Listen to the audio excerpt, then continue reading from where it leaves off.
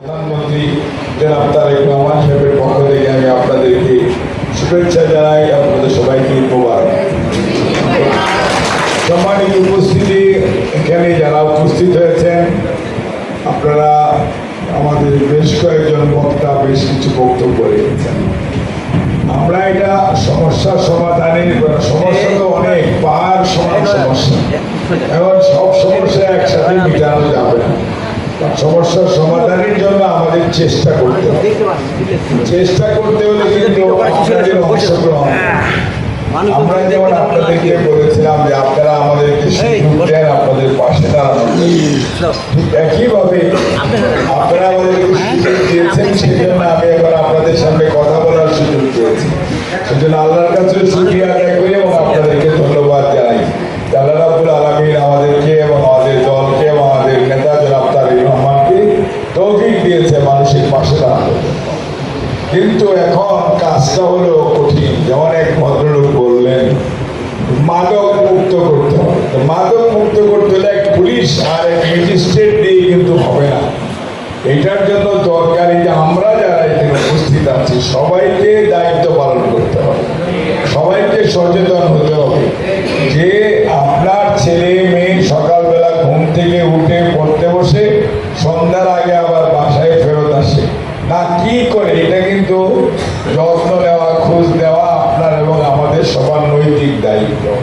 কিন্তু আমরা এগুলো যদি না করি তাহলে কে কোথায় কোথায় কি করছে এটা সবসময় থানার পুলিশের পক্ষে আর ইউনোর পক্ষে বা ম্যাজিস্ট্রেটের পক্ষে সম্ভব না।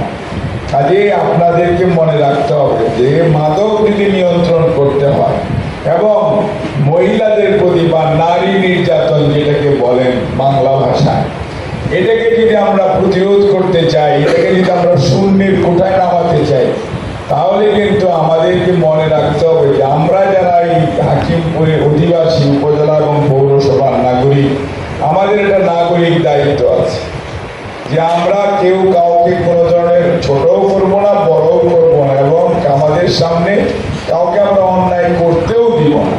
এখন একজন অন্যায় করছে, আপনি কিছুই বলেন না, থানা পুলিশ দেখবে, আরে ভাই থানা পুলিশ ওখানে আছে নাকি? ওখানে আপনিই তো দায়িত্ব পালন করতে হবে, আপনাকে বলতে হবে। কাজে এইটাকে বলে যে নাগরিকভাবে আপনারা যদি জনসচেতনতা না হয়, মানে আপনারা যদি সচেতন না হয়, তাহলে কিন্তু পাড়া বলেন, গ্রাম বলেন, ইউনিয়ন বলেন, ভালো থাকতে পারবেন।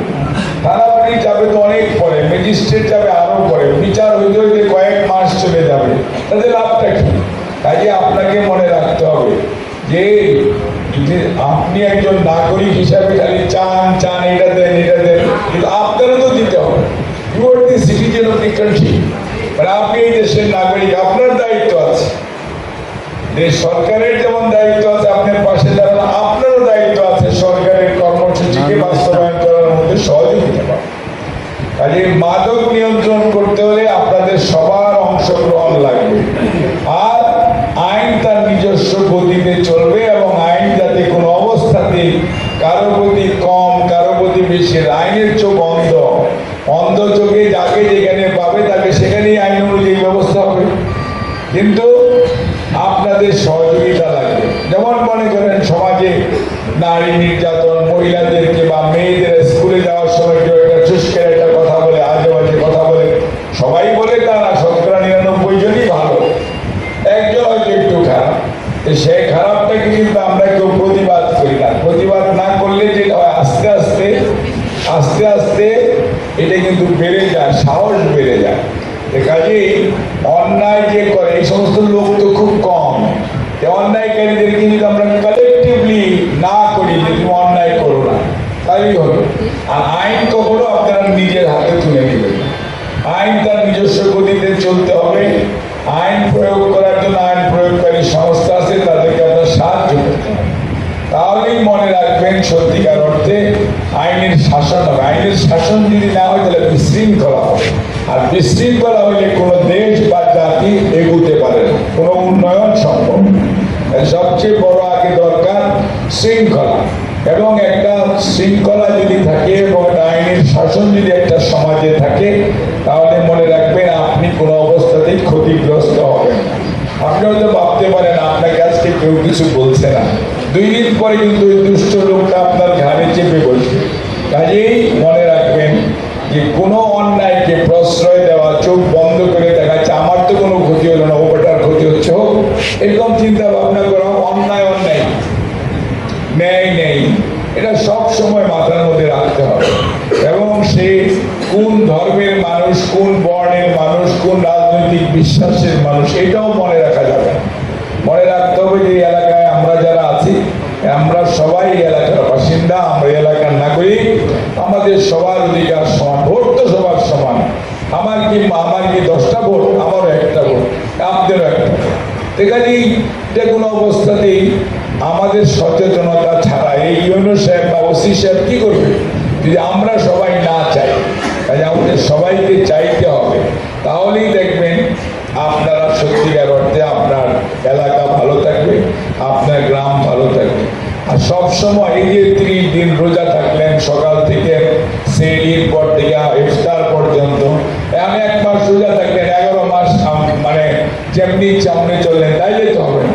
যে 1 মাস আল্লাহ রাব্বুল আলামিন এই রমজানের রোজা দিল, এত কিছু শিক্ষা, টাইম মতো নামাজ পড়া, টাইম মতো মিথ্যা কথা বলো না, খাবার দেখলে ধরো না, তার পরবর্তীতে নিজেকে সংযম করো, নিজের চোখ বলো, সকল নফসের বলো, তুমি এটাকে সংযম করো।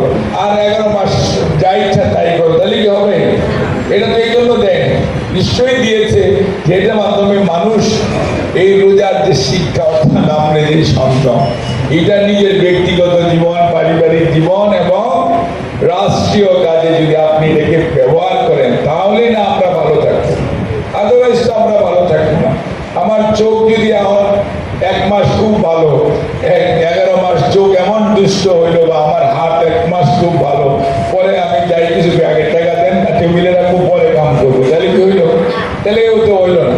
ঠিক আছে, মনে রাখতে হবে যে রোজা খালি উপাস থাকা না, রোজা it's a lesson, you need to learn from it. আপনাকে তো শিখতে হবে, এটাকে প্র্যাকটিস করতে নিজের জীবনে, পরিবারের জীবনে এবং সামাজিকভাবে এবং রাষ্ট্রীয় জীবনে, তাহলেই কিন্তু আমরা সামনে দিয়ে এগোতে পারি। সেই জন্য আমার মনে হয় যে আমরা যে এই যে শিক্ষা আমরা নিলাম, বা সবচেয়ে মানে পুজোটা তো অনেক ভালো করবো না, আমি এগুলি ভালো পারি টারি না, কাজেই মনে করেন আমি যেটুকু বুঝি সেটুকু করি আর কি। কাজে আমার মনে হয় যে we need to learn from ইট, এবং এই লেসন লার্নিংটা খুব প্রয়োজন, এবং সে অনুযায়ী প্র্যাকটিস